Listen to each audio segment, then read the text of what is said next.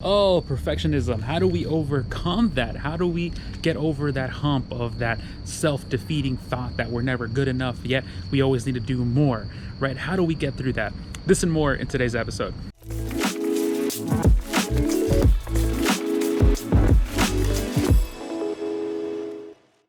Hey everyone, my name is Oscar Garcia, and perfectionism is something that I have struggled with countless of times. It's due to my upbringing, due to my family situation, a lot of different factors that go into it. But at the end of the day, perfectionism is a double-edged sword where I feel like I want to do more, but yet I'm never happy with what I end up producing. Now, don't get me wrong, I have had success and I've had awards and things like that, but I always feel like I never deserve them, right? I always feel like they should go to someone else, or that I could have done more. I'm never satisfied with my own level of work, right? And that just comes down to perfectionism, right? There's certain moments too when I want to work on a project, but I can't take action because I'm worried too much of, is this the right thing? Does it look good? What do others think? All this other stuff. And at the end of the day, it's just nonsense.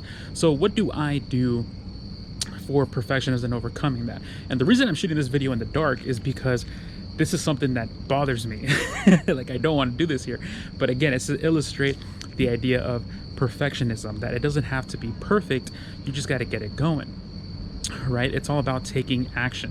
And as a business owner, taking action is one of the best things that you can do, because a lot of the times when we are in that state of perfection, when we're over analyzing and thinking of all these different things to do in our business, we end up going through a rabbit hole of self-doubt and negative talk.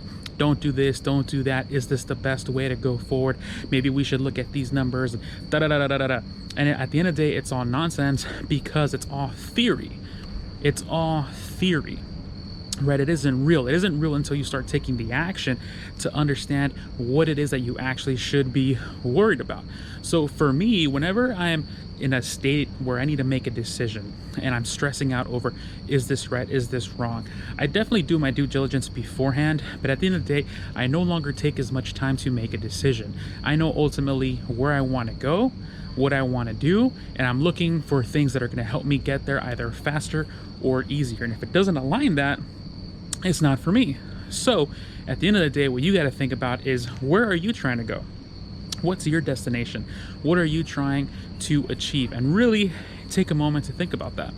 When I first quit my job, one of the exercises that I did, or well, first of all, one of the things that I did was I read a book called The Pilgrimage by Paulo Coelho. He's the same author that wrote The Alchemist. And in The Pilgrimage, there's an exercise that he does where he thinks about his life as he's dying, right? Like, what would happen in his death? How would he want to be remembered? Right? And I kind of had to do that exercise with myself to figure out where I wanted to go. What did I want my legacy to be? Who I wanted to help, and how I wanted to be remembered. And that kind of helped me put things into perspective, right? And let me tell you about perfectionism. I wanted to leave my job about a year before I actually even did, but I was so worried about all these different things that really never came into play. I was just scared to take that leap. And putting things into perspective, I realized that my worst case scenario was, look, I just got a brand new car, I can live out of it, right? If I need food, I can go dumpster diving at restaurants or whatever, eat some really great food for cheap if I needed to. I can ask for money on the street and then pay a $10 gym monthly membership and take a shower and get a workout. And Starbucks and McDonald's everywhere, I got free Wi-Fi so I can do whatever work I need to do. My cell phone, it has Wi-Fi, I don't need the payment plan. As long as I got Wi-Fi, I can do work, it's all good. Right? So thinking about the worst case scenario and understanding that you're going to be okay is definitely a great way to get over any hurdles and fear that you may have when it comes to perfectionism. Right? The other thing that I like to do is just take a step out in nature. And I know depending on where you live and depending on the time of the year, that may be a little hard. But the thing is that nature doesn't create perfect lines. You'll never see a straight line in nature. It just doesn't happen. Okay? That's why mind maps are so powerful. That's why mind maps work, but that's a different topic. When it comes to taking a stroll in nature, it's getting that fresh air inside of you. It's getting your mind off of things that you have no control over and getting into something that's a little bit more primitive, something that's much more simpler, but at the same time that much more complex. It keeps you grounded. It levels your thinking, right? That fresh air also, helps you think of different things. It helps you think of different scenarios. You look at a tree from different angles, it looks like a different tree, even though it's the same one, right? So if you kind of look at that metaphorically as to your problems, you look at your problem, but from different angles, and you start to see different ways of how to handle that situation. That's why taking a walk in nature is such a powerful thing that I recommend for you to do. Last but not least, what I highly recommend for you to do when it comes to perfectionism is celebrate the action. Okay, many times we focus on the destination too much, right? We only celebrate once we achieve what we wanted to achieve, but we rarely ever celebrate the actions that we're taking, right? If you're trying to start your own business, right, you have to appreciate you going to your 9 to 5 and then coming back after that and starting to work on the business. That's an action step that should be rewarded.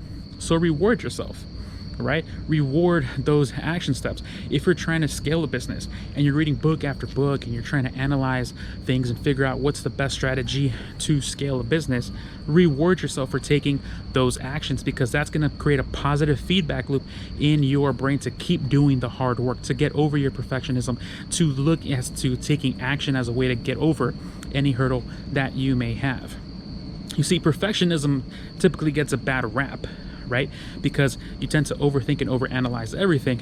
But in reality, you have to realize that perfectionism is your superpower, your ability to look at things and accept more. You have high level of standards, okay? And standards are important, right? Because it then relates to quality. And when it comes to business, standards, quality, those are key words that no one's ever going to look down upon. So embrace your perfectionism, but also understand it's a very powerful tool, right? And what did Spider-Man's uncle tell him? With great power comes great responsibility. And it's up to you to make sure that you're responsible for your perfectionism and don't let it get control over you. All right, everyone, thanks so much for watching today's video. Go ahead and like, comment, let me know what you thought, and I'll see you in the